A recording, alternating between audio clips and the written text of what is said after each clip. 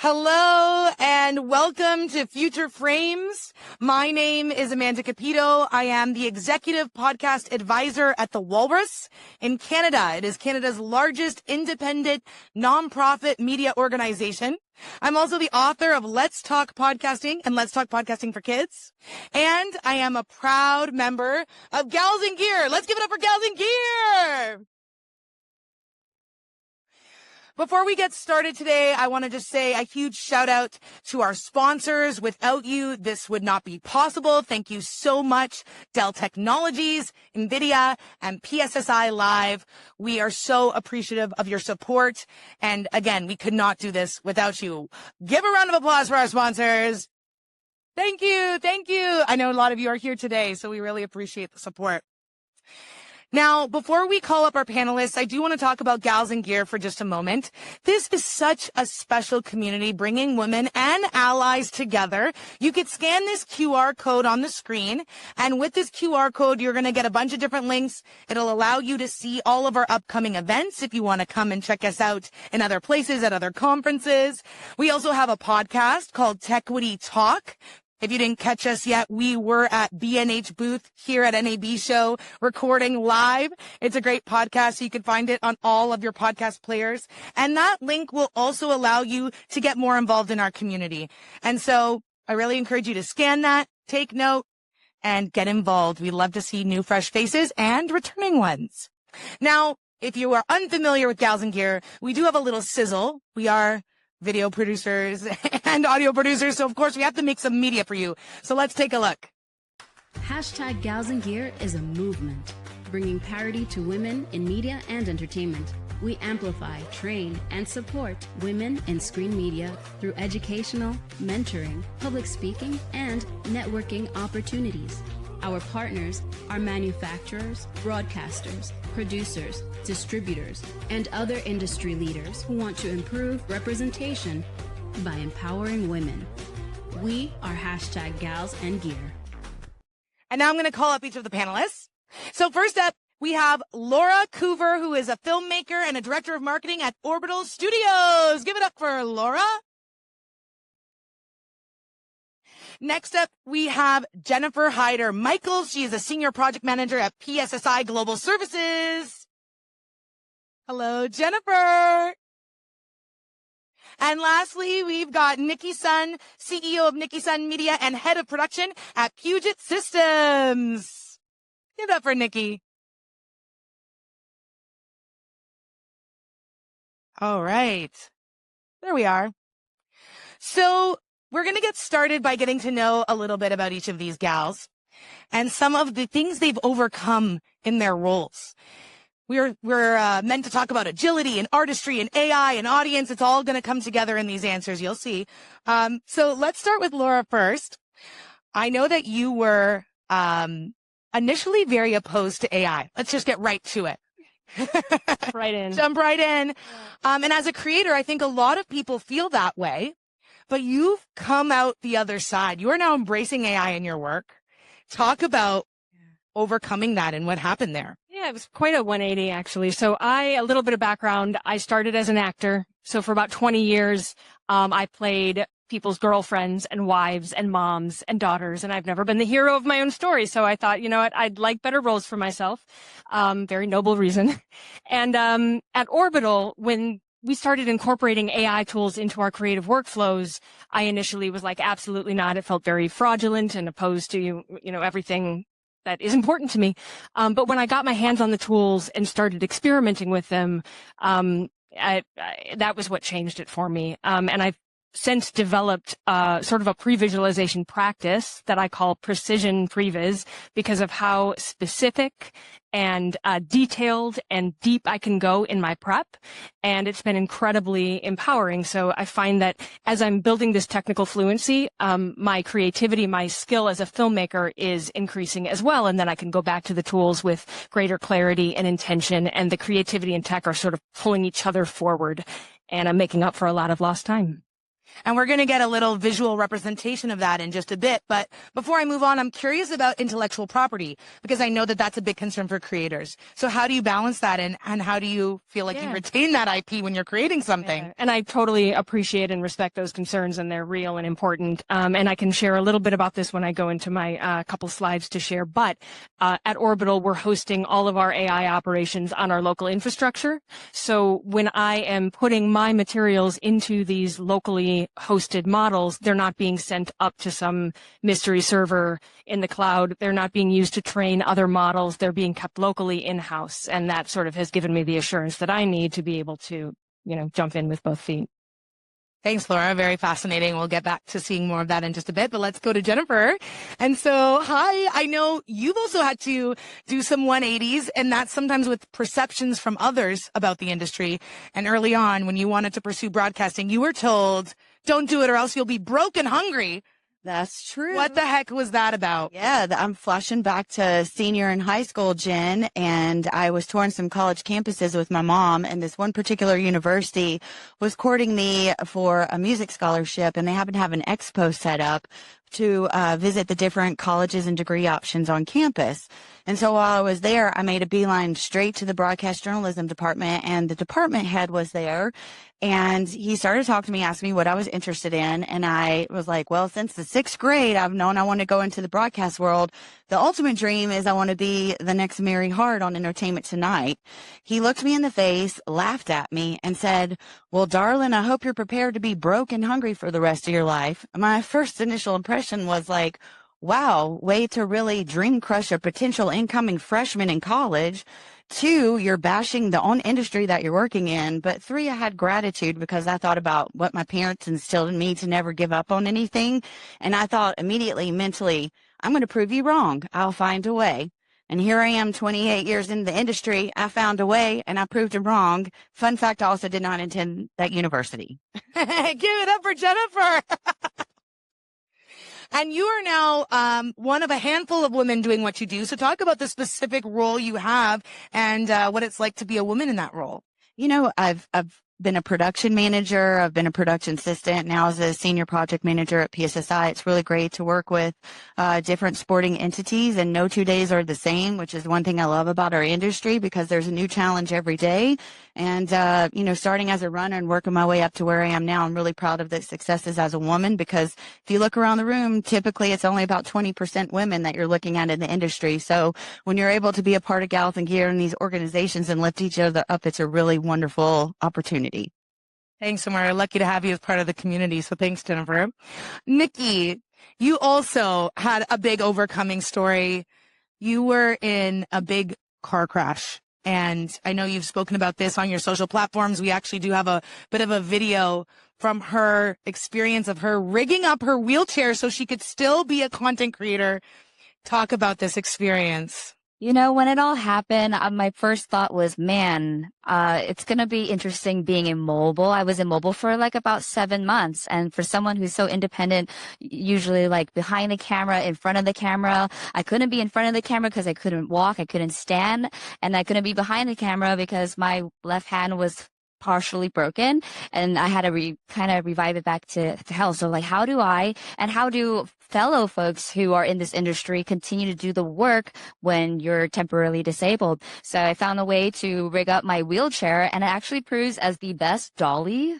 So I ended up using my Osmo Pocket DJI, and I put it on a small rig plate, hooked up a Rode NTG, and then used the Hollyland Lark Max 2 to put on folks. It just never stopped my desire. It just actually gave me more ways to be creative.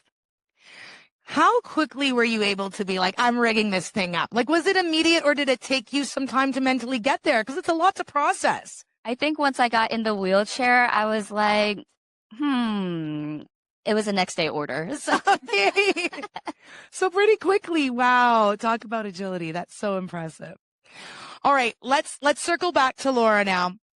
And you have some slides you're going to walk us through when it comes to looking at this previs that you referenced earlier. So, yep, if you just click that big Green button. yep, that's it. Walk us through it. Is it playing? Usually this is a video. perhaps. Okay, well, anyway, so precision previs, there's 3 categories of tools. One is local AI, which I touched on a little bit. The next is spatial capture, and last, interactive shot building.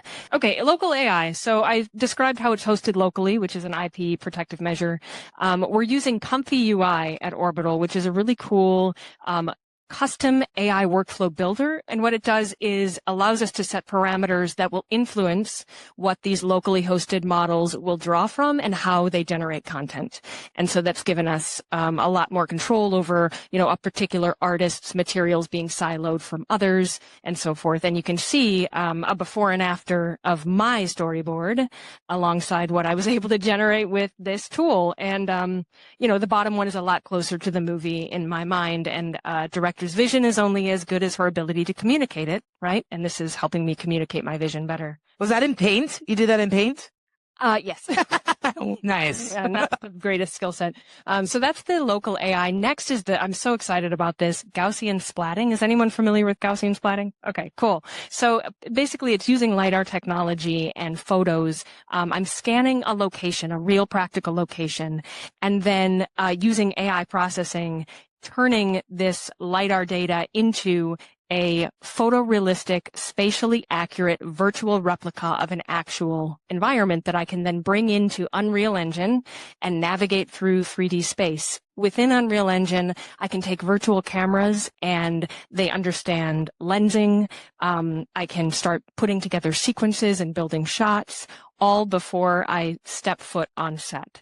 So it's incredibly exciting. And again, I'm learning how to be a filmmaker with these tools. I'm understanding cinematography fundamentals and lighting in a way that I wouldn't have been able to before. And then I'm shooting my first feature in a small town in northern Minnesota. And this is me and my team. We flew there. It's like an hour and a half north of Duluth, way out there. This is me, my DP, and my co-director on the roof of a high school where a lot of the action of the film takes place.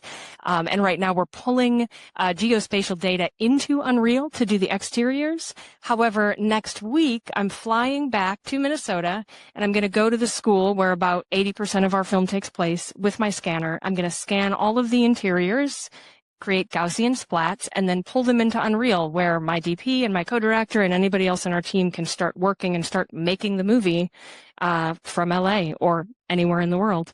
So I'll wrap it up with just that these tools are really empowering me. They're giving me agency in a way that I wasn't able to achieve any of this before. It's sort of motivating me and driving me forward, which has been a powerful sort of discovery. And how has it been received? Yeah. Like, how is it being received with internally and externally when you speak about this to others? I mean, I think when I explained the Gaussian splats and what we're able to do, a lot of people in the film community, because I have a big community of independent filmmakers, they've never heard of Unreal Engine. They don't know anything about what these capabilities, and I find them so transformative and powerful when it comes to, collapsing time frames and prep time and budgets. We don't have to all fly back to Minnesota multiple times and then coordinate with the superintendent to get into the school, and then they have band practice, so we can't be in there that day, and like all of this stuff gets eliminated. So the budget impact, the timeline impact are massive, and I think it's just a matter of getting it in front of enough people and getting the message out before it starts to become more widely adopted. But it's a lot of excitement is the response. Kudos to you, trailblazing in this space for sure. Let's take a little look at Jennifer, a day in the life of Jennifer here. We've got a video for you.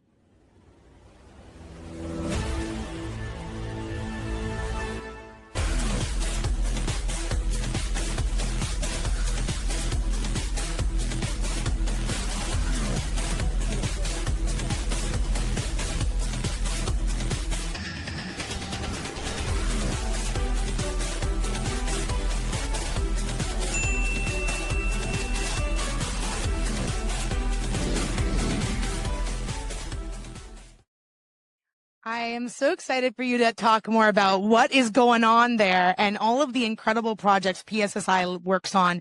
One of them being the WrestleMania that was just here. Tell us a little bit about that. Yes. First, kudos to Jason for the sizzle reel in the front row. Thanks, Jason. Yes, we just finished our whirlwind WrestleMania week out here successfully, which I'm glad to report. Last Friday, we started with the kickoff show for WrestleMania at T-Mobile Arena, which rolled right into SmackDown. And then simultaneously across the way, we were at Dolby Live Theater at Park MGM for the Hall of Fame ceremony. So another set of our staff on site there. And then last Saturday and Sunday, we were at Allegiant Stadium for days 1 and 2 of WrestleMania. And then last night, we wrapped it all up with one last show at T-Mobile Arena for Raw. So we have a lot of crew that are exhausted, but we have full hearts because it was a success. And now our driver, Joe, is on his way to Fort Worth because the WWE freight train never stops. And the next show is Friday for SmackDown. Oh my gosh. So talk about what kind of technical capabilities is needed to be able to broadcast something like this. Yeah. So, I mean, there's multiple mobile units that are on site. We have 2 trucks at each of those locations and multiple staff at each of those.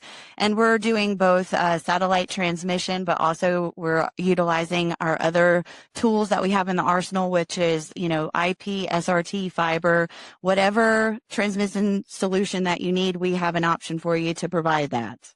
And talk about where this is distributed and like the reach and span of the broadcast. It's global. WWE fans are fanatical, and they're fanatical across the globe. So it's not just domestically here in the U.S. We're sending these out to countries all over the world.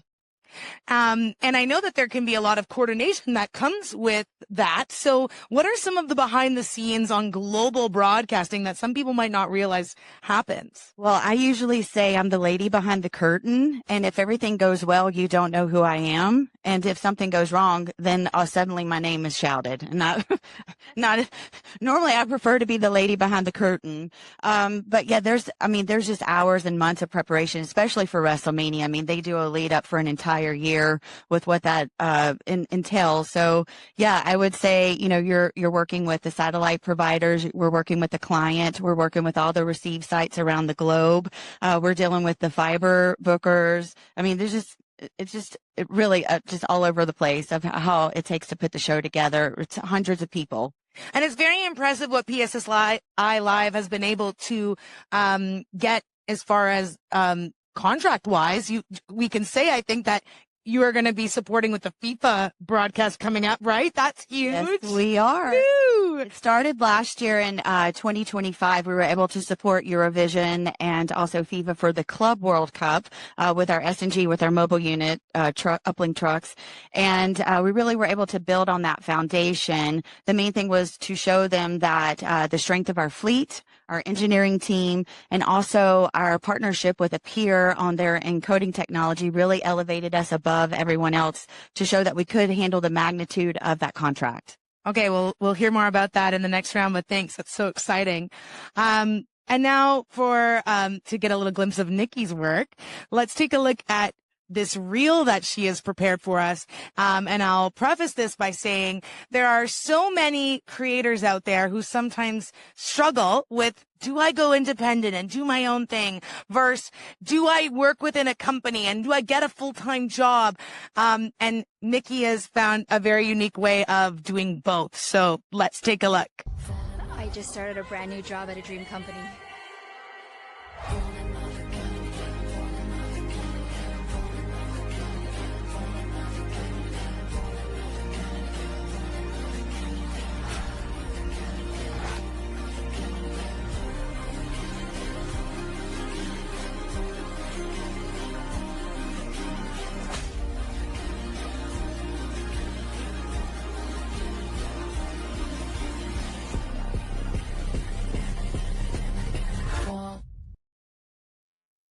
Woo!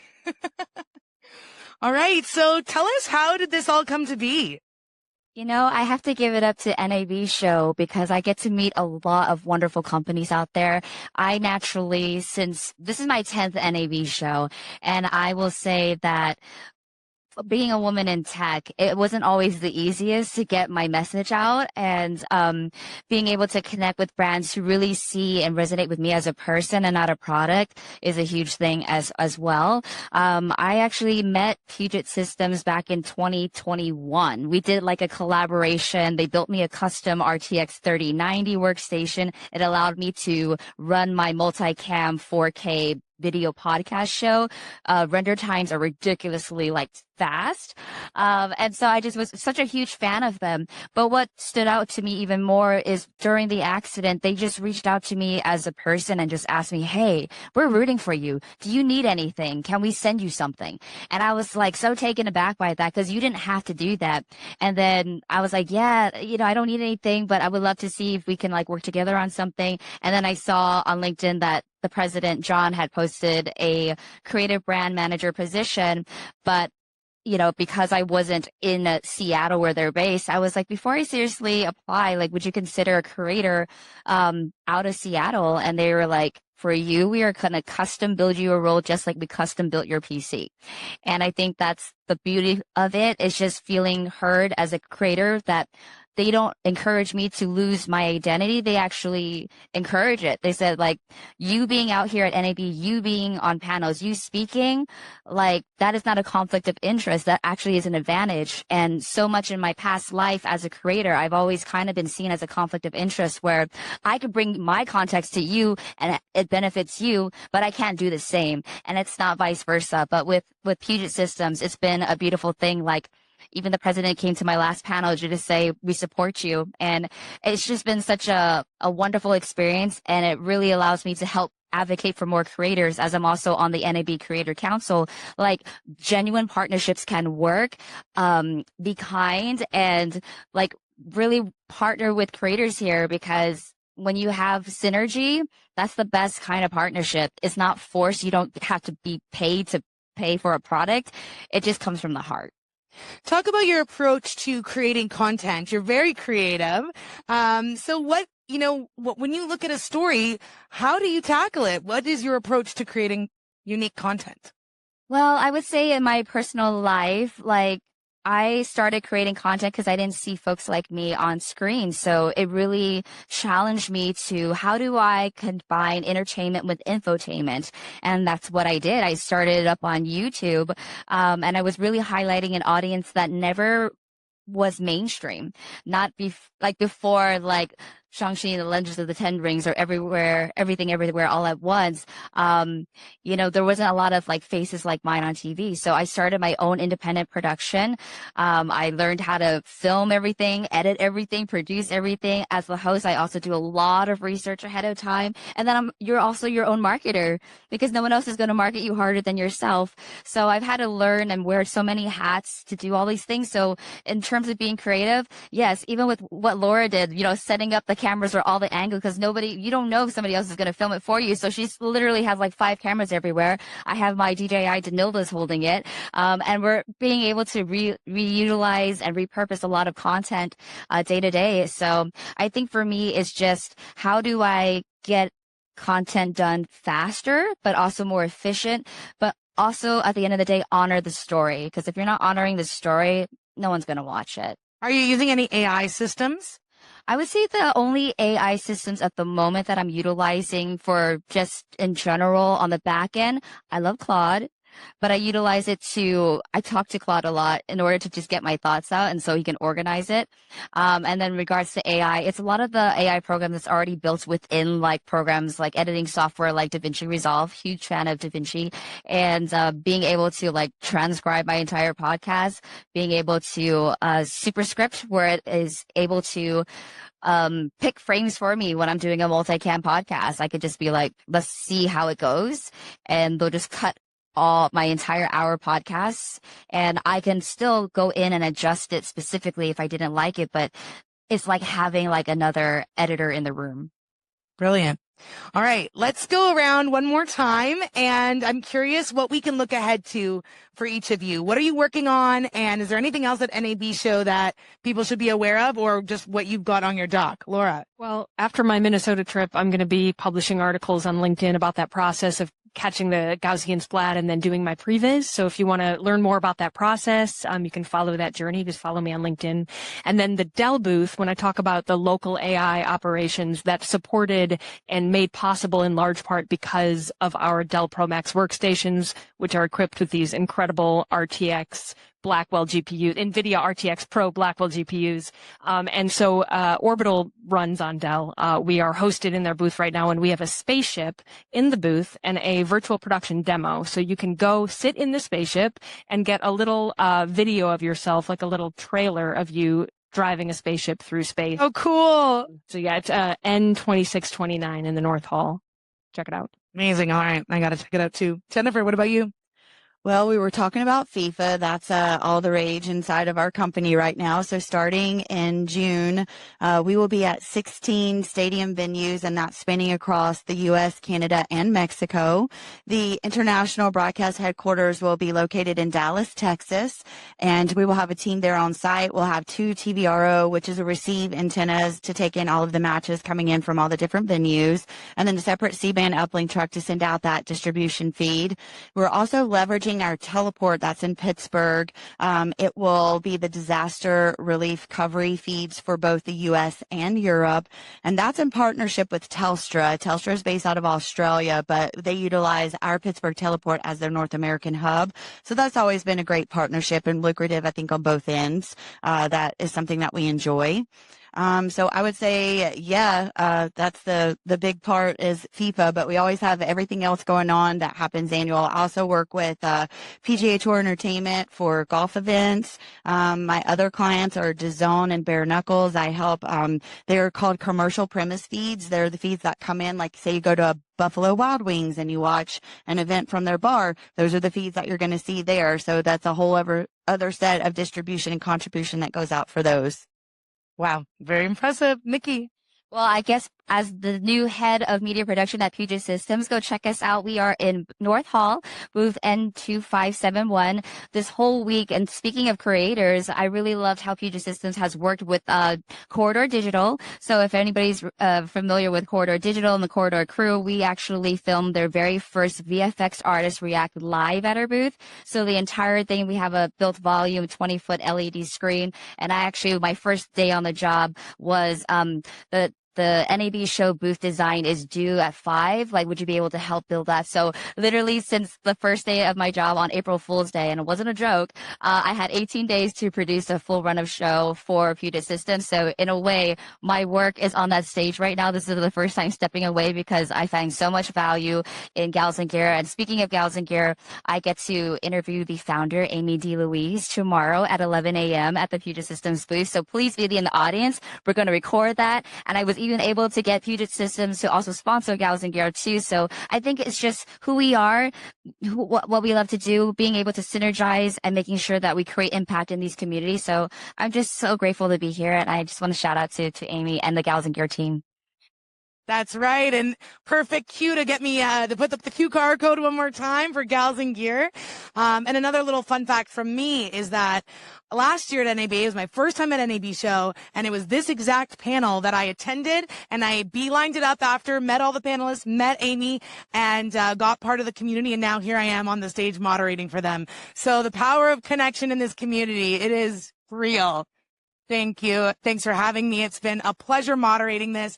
Now, they gave me an option. We could do Q&A from the stage and keep the bar closed, or I could open the bar right now and then you could find us after. So I opted for the latter. Let's wrap it up here. Find us if you have questions, and please enjoy a free drink at the bar. Thank you all so much.